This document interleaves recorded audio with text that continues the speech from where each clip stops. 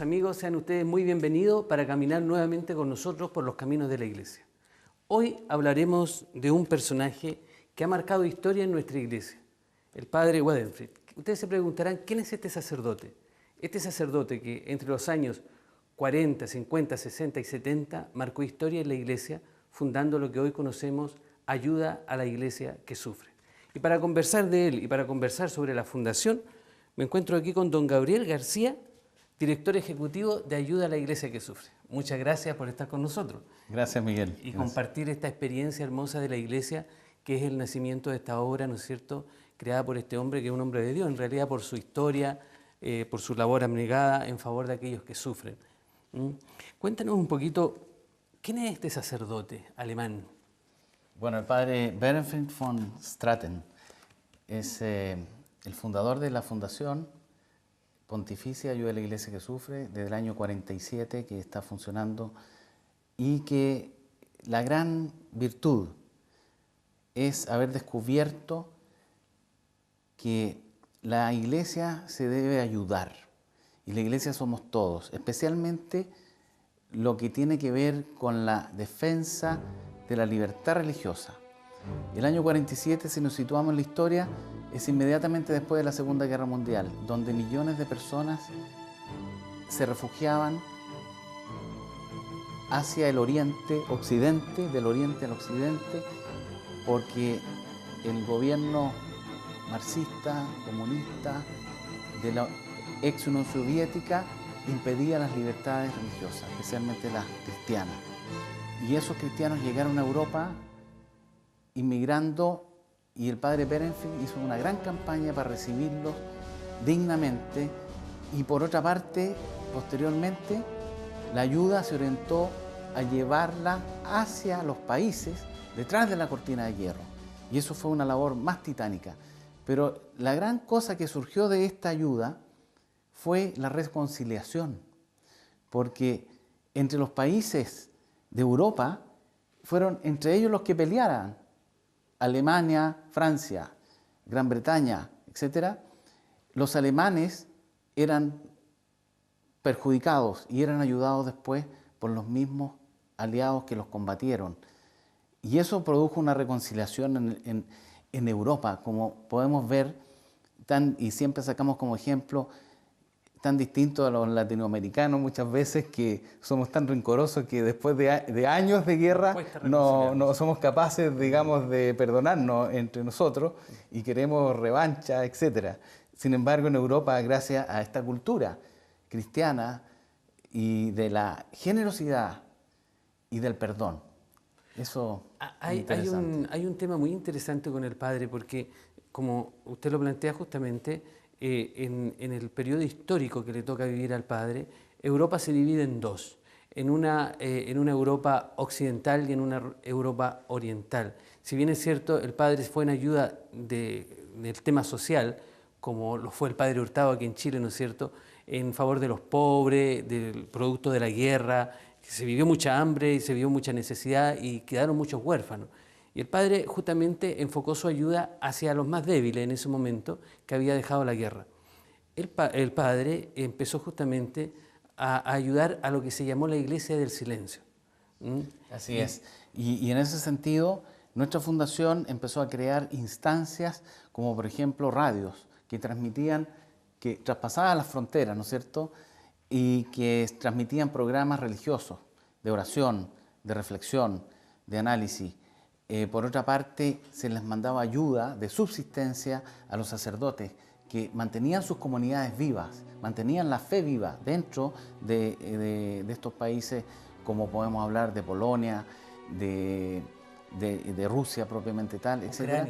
Ucrania, etc. Podemos sacar como ejemplo a Juan Pablo II, que en Polonia recibía ayuda de nuestra fundación, para lo cual pudo mantener su ministerio sacerdotal y de su diócesis viviendo. Hay ejemplos maravillosos de construcción de iglesias apoyadas exclusivamente por los católicos trabajadores que conseguían los materiales de construcción y ladrillo a ladrillo iban haciendo crecer un templo.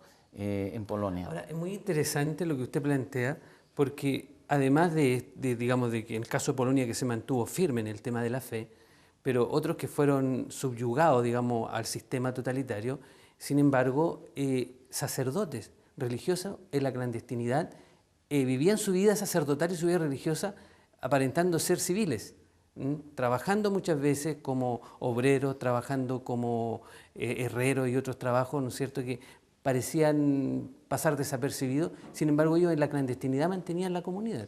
Efectivamente, también otro ejemplo es, por ejemplo, lo que pasa en Cuba, ¿no es cierto?, en que por razones políticas, fundamentalmente, no se promueve la fe, no se promueve el desarrollo espiritual, sino que más bien del orden material o más bien intelectual, ¿ya? Y en ese sentido no es tan fácil decir yo quiero construir una iglesia, porque es el Estado el que maneja todos los recursos, vale decir los ladrillos, el cemento, el terreno, etcétera. Entonces hay que entrar a dialogar con el poder político para que la iglesia pueda seguir teniendo los recursos para poder evangelizar. Gabriel, ya ha pasado este momento histórico, digamos, en que nace esta obra, y hoy en día esta obra está extendida a través de todo el mundo.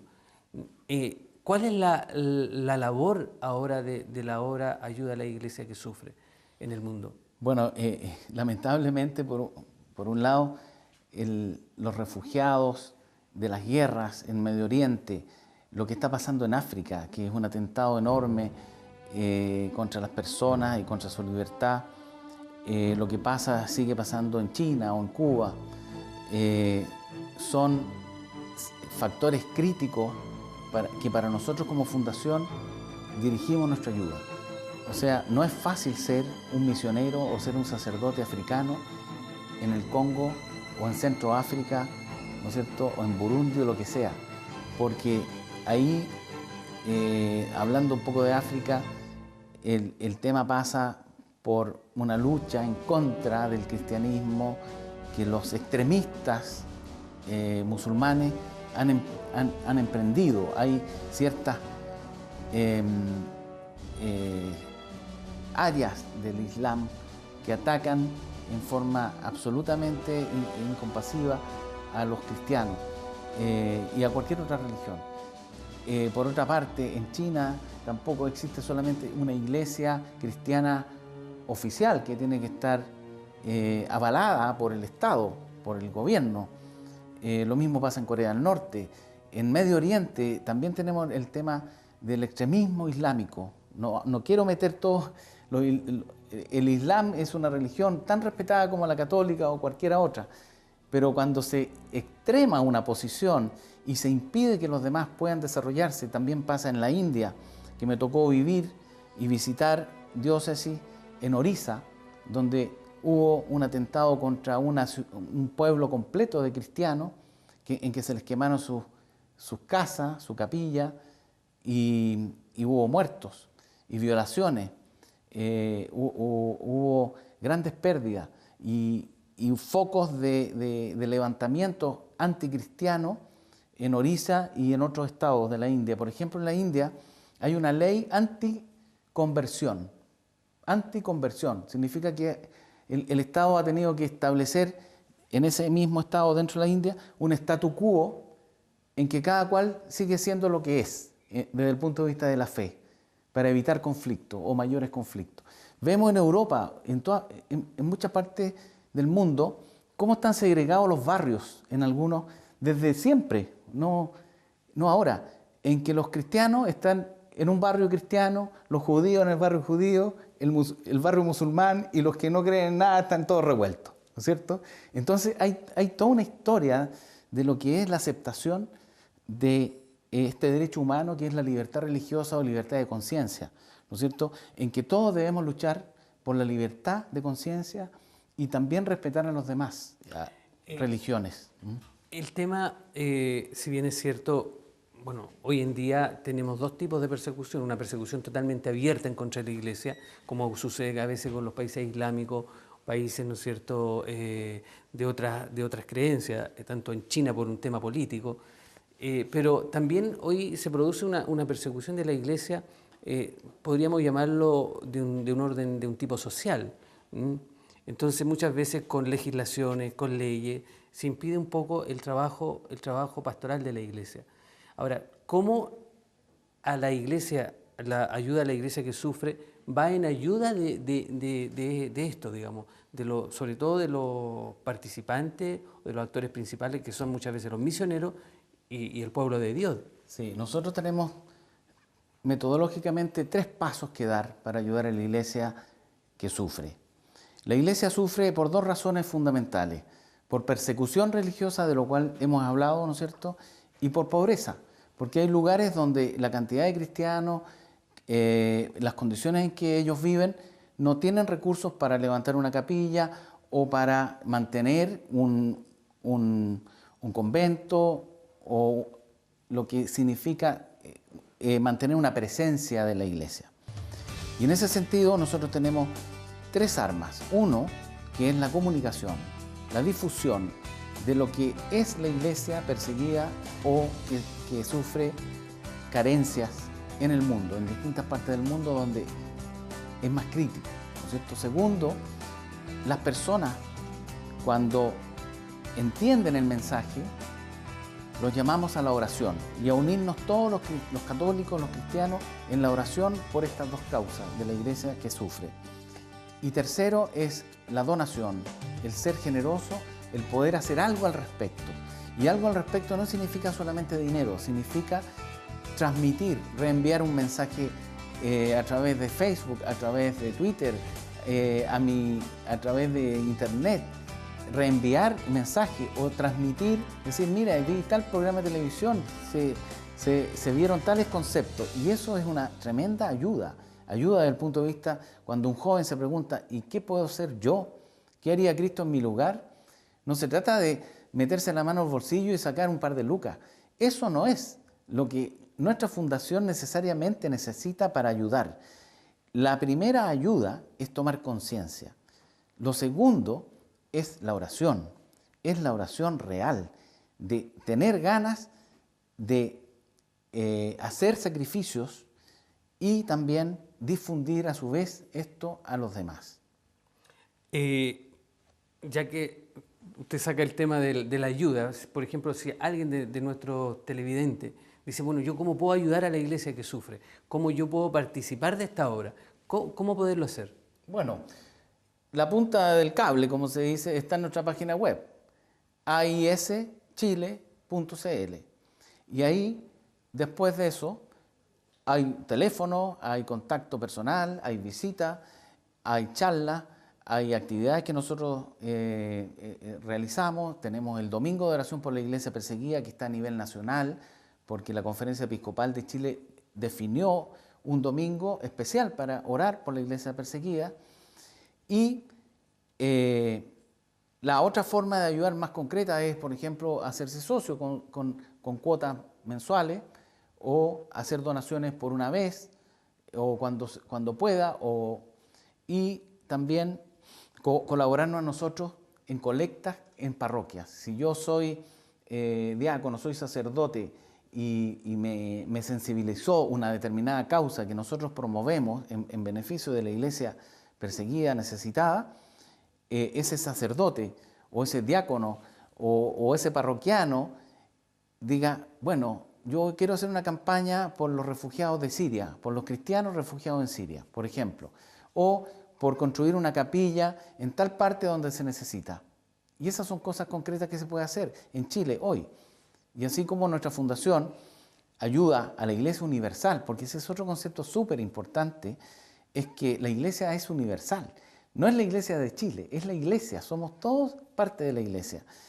Y esta fundación, por lo tanto, en Chile, ayuda a la Iglesia de África, ayuda a la Iglesia de China, etcétera, pero también ayudamos a la Iglesia chilena porque somos necesitados también. Bueno, yo quiero llegar a ese tema. Nuestra diócesis en particular, Valparaíso, tú sabes perfectamente que hemos sufrido este gran incendio hace algunos meses atrás, y justamente la Iglesia que sufre ha venido en ayuda de muchas de estas personas que han perdido sus hogares. ¿Cuál ha sido la participación de ayuda a la iglesia que sufre en la catástrofe de Valparaíso? Nosotros desde el primer momento iniciamos una campaña de ayuda para apoyar las acciones concretas que el Obispado de Valparaíso, a través de las parroquias más afectadas, están llevando a ese sector. Hemos estado con el Padre Pedro Nahuel Cura, ¿no es cierto?, atentos a sus necesidades, y con los fondos que hemos reunido, que no han sido pocos, vamos a partir de la próxima semana a canalizar la ayuda concreta hacia las familias que de la comunidad, de la parroquia, del Padre Pedro, definan. Porque nuestra fundación trabaja en función de las necesidades de la iglesia del lugar, a través, avalado por primero que nada, por el obispo del lugar y por el párroco correspondiente. Entonces, nosotros trabajamos como institucionalmente.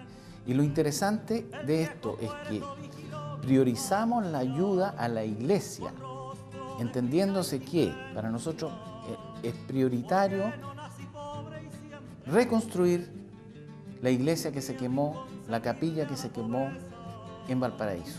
Eso sería como para nosotros una prioridad, independiente que posiblemente también alcance para construir casas de personas que lo han perdido todo, y que esas casas ojalá sean personas cercanas a la iglesia, cercanas a esa parroquia, porque obvio que en este sentido, como se dice el dicho, la calidad comienza por casa.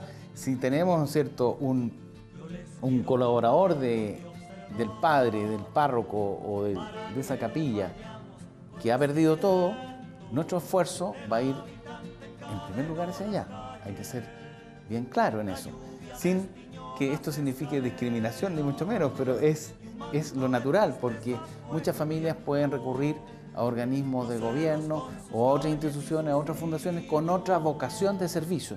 Nuestra vocación de servicio es servir a la iglesia, y para eso nosotros tratamos de priorizar los proyectos que benefician a miembros de la iglesia, partiendo por los sacerdotes, que son misioneros que están en lugares de pobreza o de persecución, y a su comunidad. A ti, Gabriel, yo veo que aquí hay una gran participación de laicos dentro de la fundación aquí en Chile.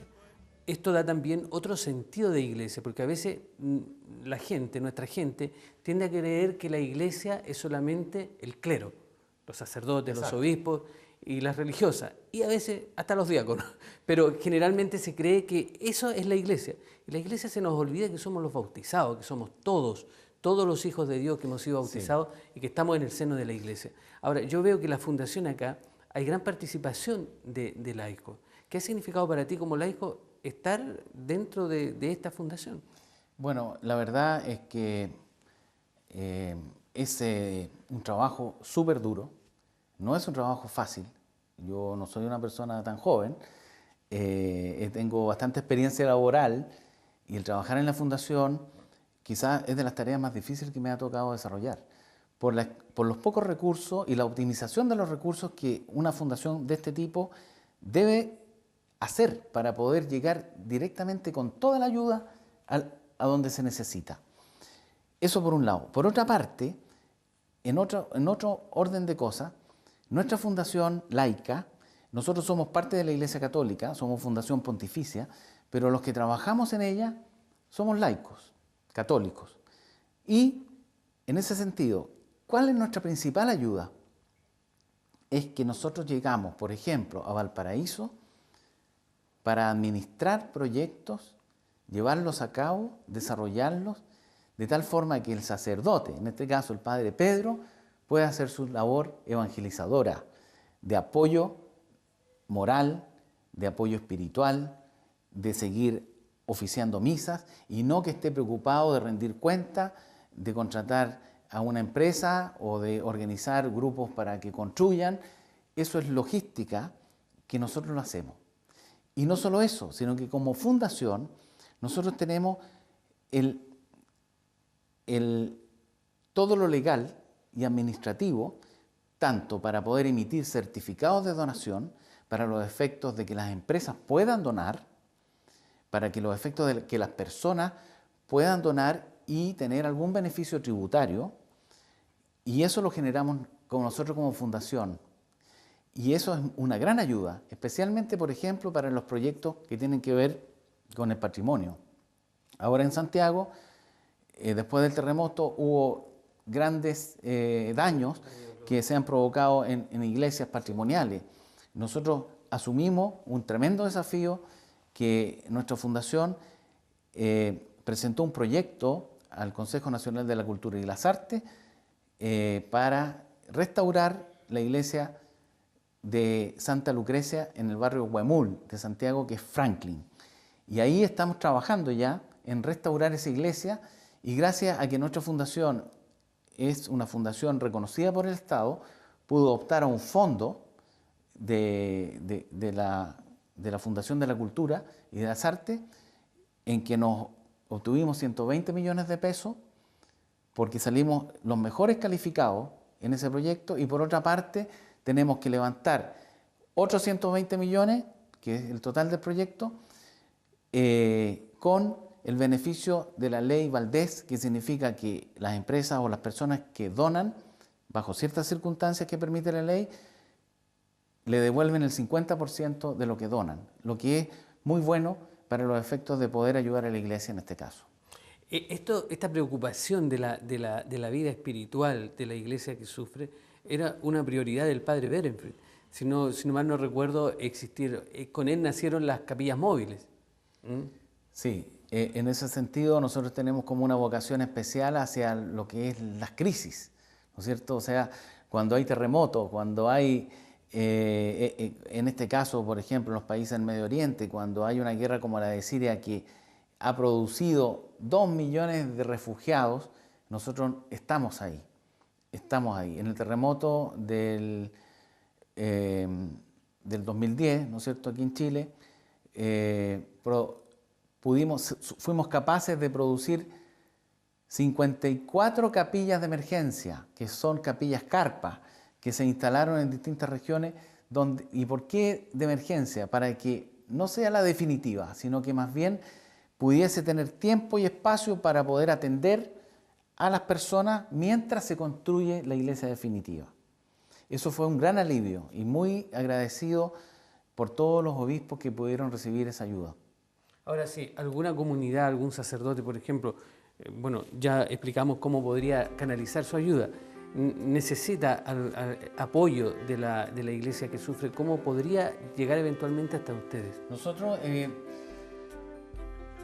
atendemos muchos requerimientos y necesidades de la iglesia chilena, de párrocos que necesitan ya sea reparar, reconstruir, restaurar, ¿ya? Para eso nosotros cumplimos con un protocolo que está en nuestra página web, donde necesitamos una serie de antecedentes, y el más importante es el apoyo del obispo, porque él es la autoridad representativa del Santo Padre, que es nuestro jefe, ¿no es cierto? Claro. Y en ese sentido, nosotros no podemos comprometernos porque no somos un banco, no somos una fundación que tiene un fondo de reserva, ni mucho menos. Tenemos que levantar en conjunto con la comunidad de esa zona los dineros para su proyecto.